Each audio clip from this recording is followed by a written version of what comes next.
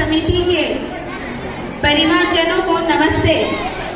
आप उपवास कर रहे थे, आप तब तक लड़े जब तक कि 14 साल तक आपकी आंतें नहीं टूट गई और तेलंगाना राज्य हासिल कर दिया। अपने कंधों पर झंडा उठाया, लेकिन आप जेल नहीं गए। लेकिन गौरव गुलाबी सैनिकों की महिमा के लिए जाते हैं। जनता का आशीर्वाद बीआरएस ने लाखों प्रतिबंध कार्यकर्ताओं के अतुलनीय प्रयासों से अविश्वसनीय सफलताएं हासिल करके 2 बार तेलंगाना राज्य में सत्ता की बागडोर अपने हाथ में ली है। तब आंदोलन के नायकों के रूप में आज नए तेलंगाना निर्माण के योद्धाओं के रूप में बीआरएस पार्टी ने पंचायत से लेकर सांसद तक ताकत रखी, जीत हासिल कर ऐसे कीर्तिमान रचे हैं जो किसी के लिए भी नामुमकिन है।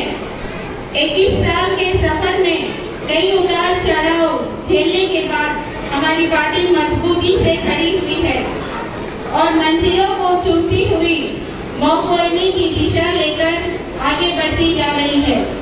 मैं तुम्हारा कर्ज कभी नहीं चुका पाऊंगा, जो पहाड़ी की तरह मेरे साथ खड़े रहे और सड़कों पर गुलाबी झंडा लहराया। दूसरों के लिए राजनीति एक खेल है, लेकिन बीआरएस के लिए यह एक काम है। जनता की आकांक्षाओं को पूरा करने के लिए राजनीति को पवित्र कर्तव्य मानकर एक नए रास्ते पर चलकर करोड़ों उम्मीदों से बना तेलंगाना आज करोड़ों दीपों की भूमि के रूप में आकार ले चुका है।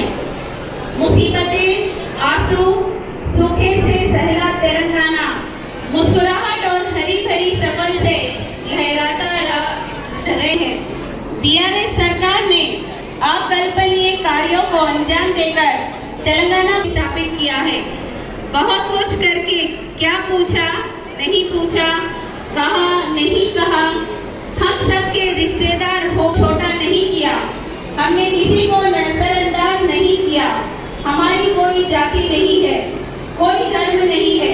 तेलंगाना समाज के लिए बीआरएस गठबंधन की जगह तेलंगाना उन 5 राज्यों में से एक के रूप में उभर रहा है, जो भारत की संपत्ति बढ़ाकर और लोगों में बांटकर उसकी मदद कर सकता है।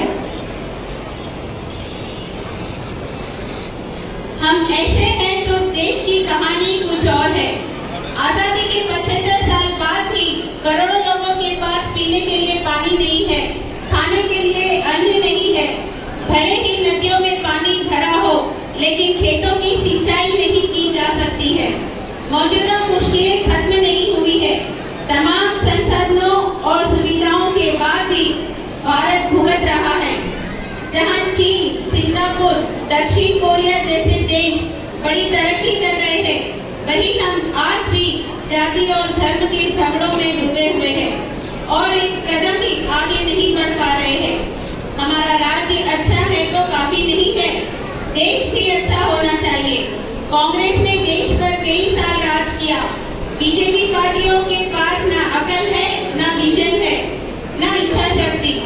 इसलिए हमने देश के लिए एक नया एजेंडा तय किया है और राष्ट्रीय राजनीति को प्रभावित करने के लिए भारतीय राष्ट्र समिति के रूप में एक और शासन शुरू किया।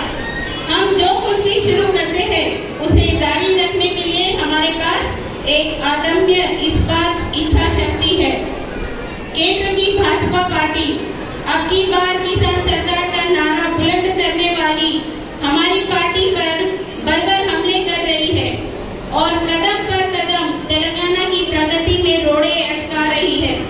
हमारी पार्टी हजारों हमलों और लाखों साजिशों को नाकाम करने वाली पार्टी है। अगर हम डरेंगे तो क्या तेलंगाना आएगा? रोमांच के सफर में तुम मेरी ताकत हो, तुम मेरी ताकत हो। तेलंगाना चेतना के लिए एक कुंवर भूमि है। तेलंगाना समुदाय बीआरएस पार्टी को कभी नहीं छोड़ेगा।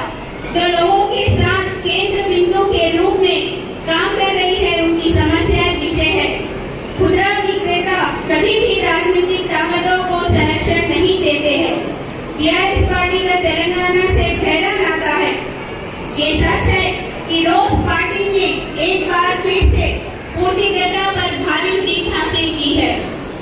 चुनावी साल है। हमें लगातार जनता की नजरों में रहने वाली फालतू पार्टियों के दुष्ट प्रचार से सतर्क रहना चाहिए। भारत राष्ट्र समिति को और मजबूत करने के लिए जिम्मेदारी आपके कंधों पर है। धर्म की जीत होगी। जय तेलंगाना, जय भारत। मैं आपका चंद्रशेखर राव, बीआरएस पार्टी के अध्यक्ष। धन्यवाद आप सभी को मुझे ये अवसर दिया। मैं बताना चाहूंगी, अभी तक मैंने जो कुछ भी पढ़ा है ये मेरे शब्द नहीं थे। ये हमारे तेलंगाना स्टेट के चीफ मिनिस्टर श्री चंद्रशेखर राव जी की तरफ से लिखा हुआ लेटर है, जो उनकी तरफ से हमारे पास आया और आप सभी को पढ़कर सुनाने का हमें इंस्ट्रक्शन दिया गया था। तो अभी मैं जो भी पढ़ी वो एक एक शब्द हमारे सीएम साहब के हैं।